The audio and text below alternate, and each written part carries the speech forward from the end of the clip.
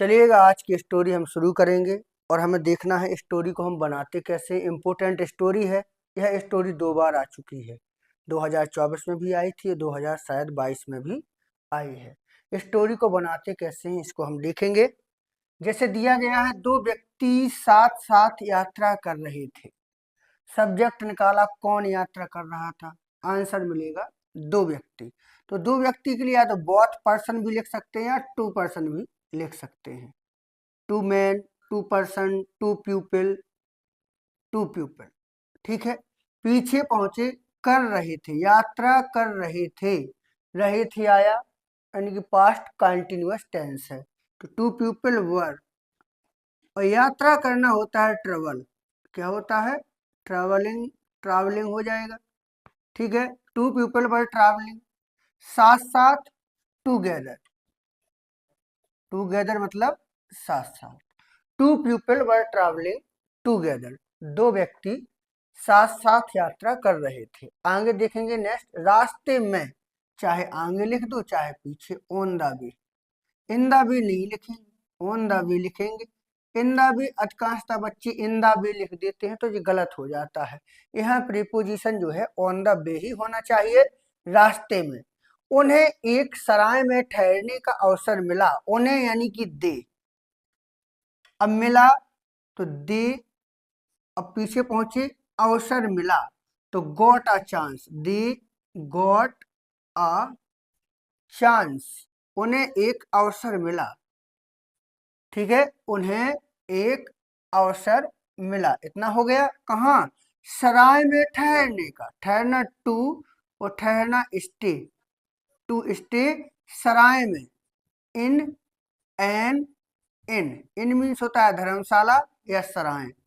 तो they got a chance to stay an inn, रास्ते में उन्हें एक सराय में ठहरने का अवसर मिला। ठीक है। आगे है, उनमें से एक को सराय के दरवाजे पर रुपयों की एक थैली मिली। अब देखो सब्जेक्ट कौन है, आराम से बनाए।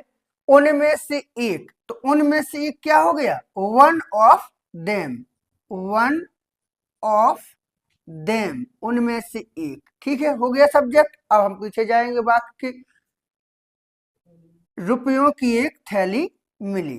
तो रुपयों की एक थैली मिली तो मिलना होता है got, one of them got a थैली, यानी कि बैग ऑफ रुपीज। ठीक है, तो रुपयों की एक थैली मिली, वन, उनमें से एक को। ठीक है, तो one of them got a bag of rupees. क्या बचा अब? सराय के दरवाजे पर, तो एट द डोर लिख दो, gate, gate of inn, inn means सराय। तो वन ऑफ देम, उनमें से एक को, got a bag of rupees at the gate of inn. समझ में आ रहा है? आगे, दूसरे व्यक्ति ने कहा, तो दूसरे व्यक्ति ने कहा, दूसरा यानी अदर भी लिख सकते हैं, सेकंड भी लिख सकते हैं। अदर प्यूपिल, और कहा के लिए सेड। दूसरे व्यक्ति ने कहा, कॉमन वर्ड कॉमा लगा है, आप भी लगा दें। इन रुपयों को बराबर बांट लो, इन रुपयों को तो बांट लो, अज्ञार्थक वाक्य है। ठीक है, इसमें सब्जेक्ट नहीं है, तो बराबर बांट लो, बांट लो डिवाइड, तो डिवाइड। ठीक है, डिवाइड या share these rupees equally, equally मतलब बराबर। ठीक है, इन रुपयों को बराबर बांट लो। ठीक है, तो इस तरीका से हम इनको कर लेंगे, कोई दिक्कत नहीं होनी चाहिए। ठीक है, और डिवाइड की जो स्पेलिंग है यहाँ DI, DIVIDE, डिवाइड या शेयर लिख सकते हो। तो डिवाइड दीज रुपीज इक्वली, इन रुपयों को बराबर बांट लो। पहले व्यक्ति ने कहा, पहले यानी कि फर्स्ट व्यक्ति, मैन भी लगा सकते हैं, कहा सैड। फर्स्ट मैन सैड, थैली मुझे मिली है, थैली तो मुझे मिली है, I have got the bag, I have got the bag, थैली मुझे मिली है या मुझे थैली मिली है, एक ही चीज है, यानी कि प्रेजेंट परफेक्ट टेंस है। मिली है, ई है, ए है, चुका है, चुकी है, चुके हैं, हैव लग जाता। I have got the bag. अतः इसमें तुम्हारा कोई हिस्सा नहीं है, दो बार हो गया, एक हटा देना। अतः इसमें तुम्हारा कोई हिस्सा नहीं, अतः यानी कि सो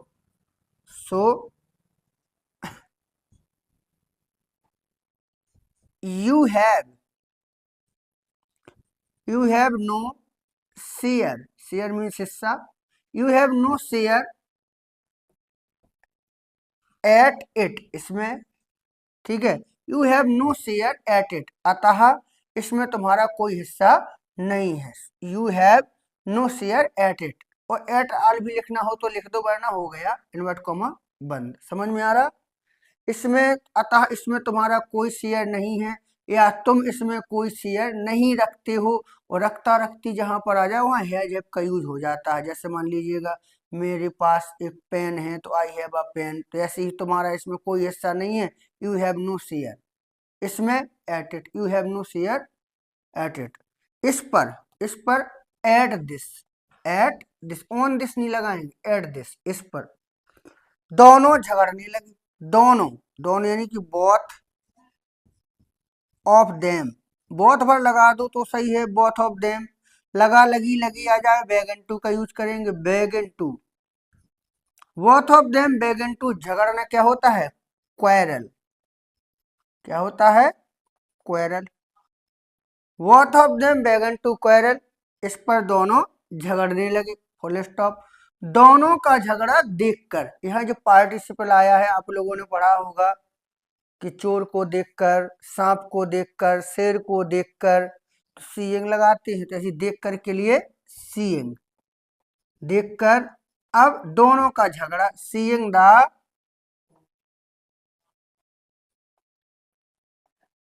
क्वारलिंग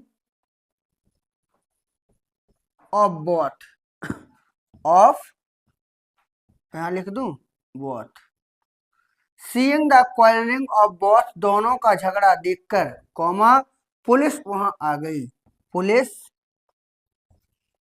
केम देयर, पुलिस वहां आ गई। इस तरीका से बनेगा, ठीक है। तो इस तरीका से आप अगर स्टोरी बनाओगे तो क्लियर कर सकते हो, बिल्कुल आपका 5 नंबर जो है अच्छे कर सकते हो। और यही से आपका स्किल जो है राइटिंग का, रीडिंग का, स्पीकिंग का बेस मजबूत यहीं से होता है, ठीक है।